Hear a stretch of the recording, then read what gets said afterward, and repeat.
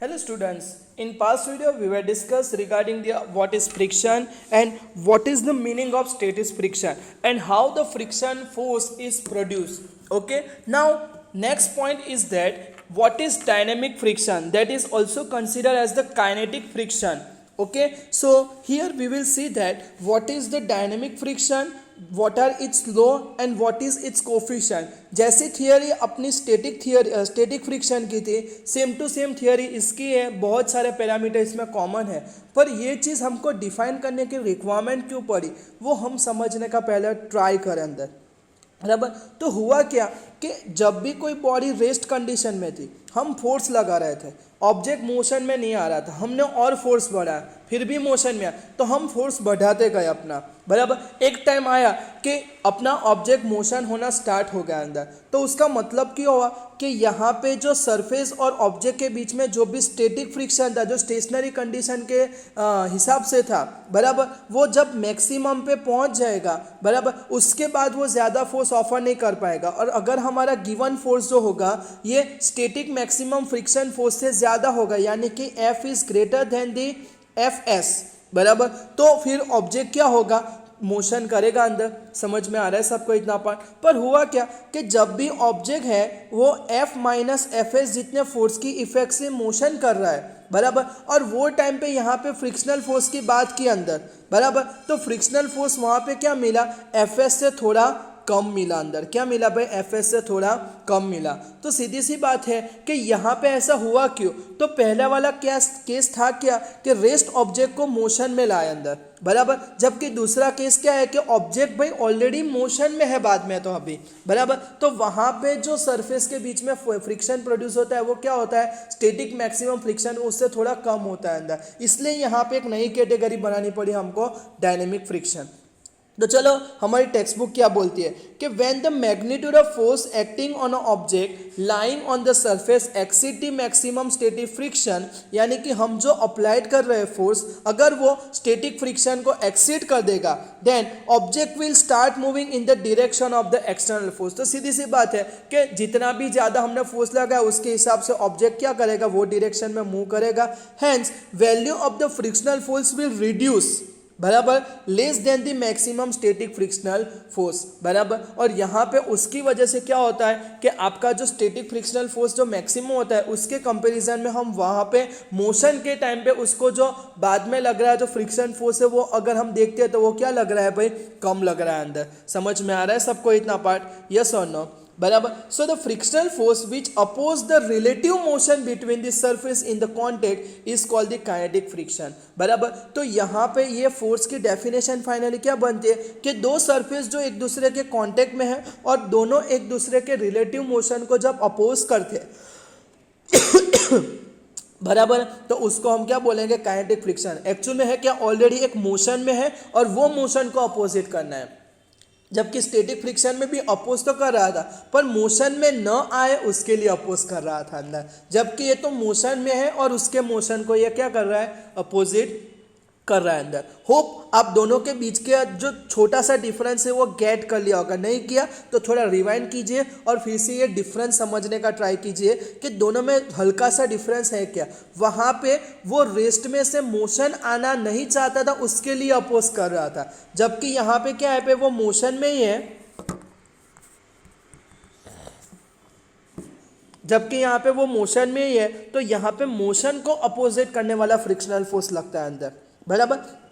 अब ये जो फ्रिक्शनल फोर्स होगा उसको हम डिनोट किस फोर्स से करेंगे भाई, एफ के से करेंगे. किसके करेंगे, एफ के से. So what is the law of kinetic friction. Okay, so kinetic friction do not depend on the area of contact between the surface, बराबर. दोनों सरफेस के बीच में कितना एरिया कांटेक्ट में कोई फर्क पड़ता नहीं है. But this kinetic frictional force is also does not depend on the relative velocity, यानी कि कम होगी ज्यादा होगी कोई फर्क नहीं, वो तो जितना लगना है उतना लगेगा ही अंदर, बराबर. And kinetic friction force is always proportional to normal force. जिस तरह से स्टैटिक फ्रिक्शनल फोर्स प्रोपोर्शन था, ये भी उसको ही प्रोपोर्शन में है अंदर। समझ में आ रहा है? पर है क्या कि म्यू के की जो वैल्यू मिलती है मोशन में, बराबर, वो म्यू एस से हर बार क्या मिलती है हमको? कम मिलती है सेम ऑब्जेक्ट के लिए, सेम सरफेस के लिए अंदर, बराबर। तो अगर आप यहाँ पे म्यू के को देखने चाहो तो वो कोफिशिएंट तो है, पर सामने दोनों फोर्स है तो वो तो डायमेंशनलेस हो जाएगा। और उसका इक्वेशन बनाना है तो यहाँ पे इस तरह से बना सकते हैं कि नहीं बना सकते अंदर?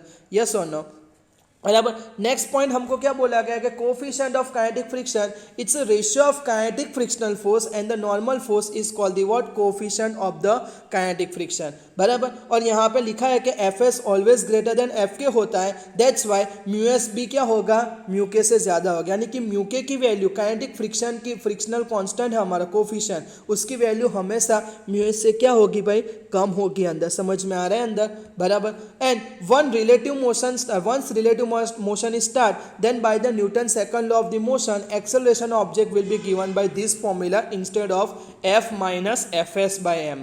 समझ में आ रहा है? क्योंकि अब जो फ्रिक्शनल फोर्स लगा है वो कौन सा लग रहा है भाई? काइनेटिक फ्रिक्शन लग रहा है अंदर, बराबर। अगर हम बोल रहे हैं कि अगर हमारा कोई ऑब्जेक्ट है वो कांस्टेंट वेलोसिटी से मूव कर रहा है तो क्या होगा? आपका एक्सटर्नल फोर्स का वैल्यू इक्वल टू क्या होगा? एफ के होगा, बराबर। तभी आपका ऑब्जेक्ट क्या होगा? कांस्टेंट वेलोसिटी से मूव करेगा। क्यों? क्योंकि उसको जो अपोज कर रहा है उसको बैलेंस आप एडिशनल फोर्स देके कर रहे हो, बराबर। तो उसको कोई एक्सटर्नल फोर्स नहीं लगेगा और उसको एक्चुअल में लगेगा सही, पर उसका रिजल्टेंट फोर्स जीरो बनेगा। और जब भी कोई भी बॉडी पे एग्जर्ट होता है रिजल्टेंट फोर्स जीरो होता है, बराबर। तो बॉडी मोशन में होगी तो मोशन में ही रहेगी अंदर, और रेस्ट में होगी तो रेस्ट में रहेगी। न्यूटन का फर्स्ट लॉ यही हमको बोलता है अंदर। समझ में आ रहा है? तो यही चीज आपको यहाँ पे समझाई गई है अंदर। पर बोला क्या गया है कि if the external force applies it reduce to, यानी कि आप बंद कर देते हो तो क्या होता है? Then the acceleration of the object will be. तो यहाँ पे क्या होगा? फोर्स बंद हो गया पर एफ के थोड़ी बंद हुआ, तो ये फॉर्मूला से एक्सेलरेशन का आंसर क्या होगा? माइनस एफ के बाई एम होगा।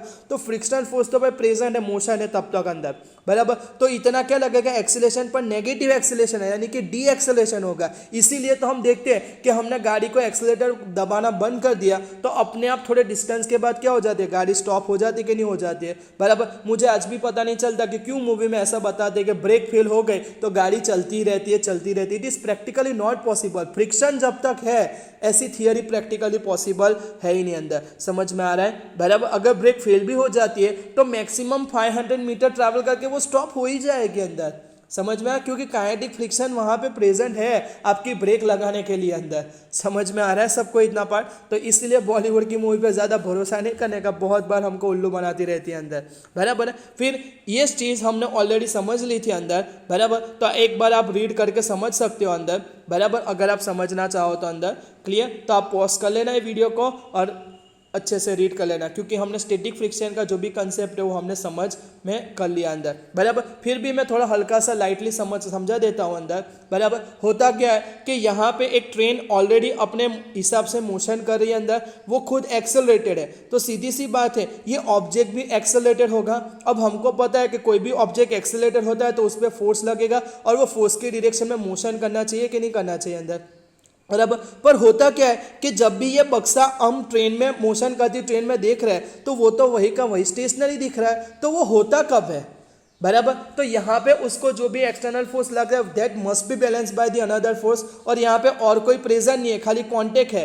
तो क्या होगा भाई? फ्रिक्शनल फोर्स होगा कि नहीं होगा अंदर। इसीलिए आप देखना कि ट्रेन जब भी क्या करे, एक्सेलरेट हो, यानी कि मोशन उसका बढ़ा या कम करे, तो यहाँ पे एक केस में आप क्या रखना, एक बड़ा सा बक्सा रखना जिसकी फ्लैट सरफेस थोड़ी ज्यादा हो, और एक आप क्या रखना भाई? बॉल रखना, बराबर। तो बॉल के केस में क्या आएगा? ब्रेक लगाएगा तो बॉल आगे आएगा, और गाड़ी जैसे जाएगी तो बॉल पीछे जाके टकराएगा अंदर, समझ में आ रहा है? आगे पीछे जाएगा, जबकि बॉक्स वहीं का वही रहेगा। क्यों? क्योंकि यहाँ पे काइनेटिक स्टैटिक फ्रिक्शन जो है, बराबर, वो प्रेजेंट होता है, और जो ट्रेन का एक्सेलरेशन की वजह से जो ऑब्जेक्ट को एक्सेलरेशन मिलता है जिससे उस पर एक्सटर्नल फोर्स जो लगता है वो यहाँ पे स्टैटिक फ्रिक्शन से क्या हो जाता है? बैलेंस हो जाता है अंदर। समझ में आ रहा है सबको इतना पार्ट?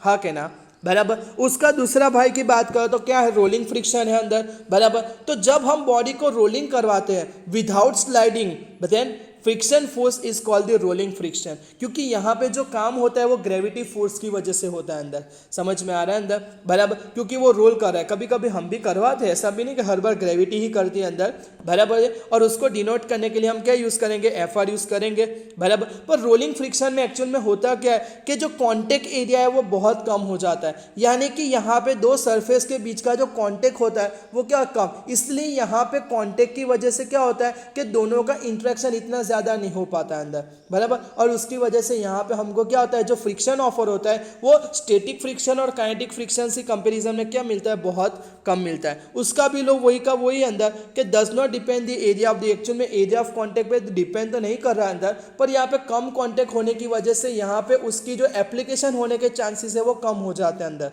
बराबर। और उसकी भी बात करें तो उसके लिए भी सेम पॉइंट है कि भाई F S proportional to, sorry F S नहीं आएगा, एफ आर आएगा, एफ आर प्रोपोर्शनल टू क्या आएगा भाई, एन आएगा अंदर बराबर। और यहाँ पे रिप्लेसमेंट करना हो तो आप क्या लिखोगे, म्यू आर लिखोगे, वही का वही सारा का सारा फंडा यहाँ पे क्या किया, एक्सप्लेन किया अंदर। तो यहाँ पे बोला क्या गया है कि when the ring otherwise the sphere rolling without the slipping over a horizontal plane at every instant there is a just one point of contact between the body and the plane and this point has the no motion relative to the plane. तो वो time के लिए हम बोल सकते हैं कि वो खाली वहाँ पे वही का वही है। तो इंस्टेंटेनियस टाइम में देख सकते हैं कि वो पॉइंट और वो बॉडी दोनों के बीच में कोई मोशन है नहीं अंदर बराबर। So in this ideal situation kinetic और स्टैटिक फ्रिक्शन तो जीरो ही रहेंगे, क्यों, क्योंकि बॉडी मोशन में ही नहीं है। ये कंसेप्ट के लिए अंदर एक्चुअल में बॉडी नहीं, वो पॉइंट वो पॉइंट है रिलेटिव मोशन नहीं कर रहा है, तो मोशन नहीं कर रहा है तो ये दोनों फोर्स की तो कोई पॉसिबिलिटी है ही नहीं अंदर बराबर। And body should move with the constant velocity, तो इसका मतलब क्या हुआ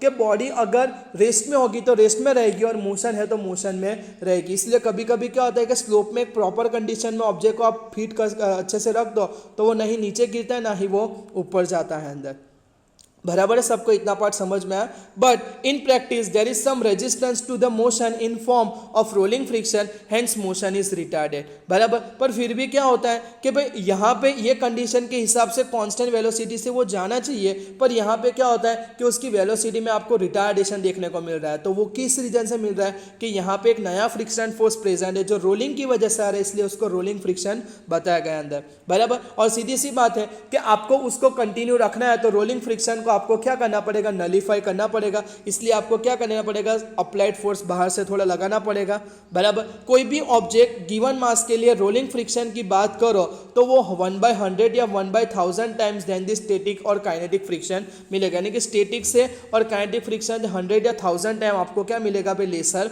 मिलेगा अंदर। And because of this reason discovery of the wheels has the major milestone in the human history बराबर। इसलिए हम हमारे सारे व्हील और सबको क्या रखते हैं भाई, ऐसा रखते हैं क्योंकि वहाँ पे रोलिंग फ्रिक्शन सबसे कम ऑफर होता है, तो उसकी वजह से हमारा फ्यूल एनर्जी का जो कंजप्शन होता है उससे हमको मैक्सिमम आउटपुट मिले अंदर बराबर।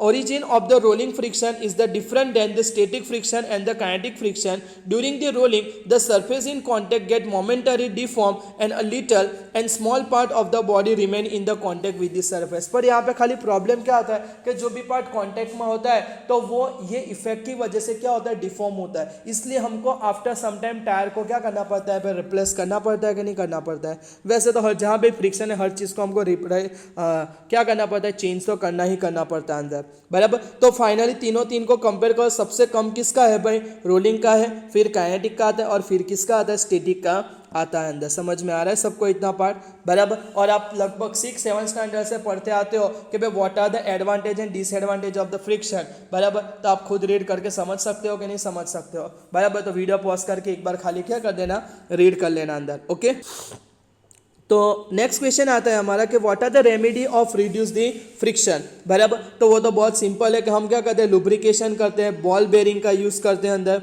समझ में आ रहा है। और ये चीज़ आपके लिए नहीं है कि thin cushion of the air is maintain between the solid surface in order to reduce the friction which is as per the figure. तो कभी कभी क्या होता है कि दो सरफेस के बीच में थोड़ा एयर का लेयर रखते हैं ताकि दोनों के बीच में जो फ्रिक्शन हो क्या हो, कम हो, क्योंकि ऑब्जेक्ट और एयर का फ्रिक्शन कम होता है कंपेयर टू ऑब्जेक्ट अंदर। समझ में आ रहा है सबको इतना पार्ट, हाँ क्या ना। तो आपको यहाँ पे कुछ रेमेडी समझाई गई है तो वो भी आपके लिए क्या एकदम ईजी है कि नहीं अंदर बराबर। तो आज के लिए हम इतना रखते हैं, बाकी का टॉपिक जो होगा हम नेक्स्ट वीडियो में कवर करेंगे अंदर। Okay, thank you.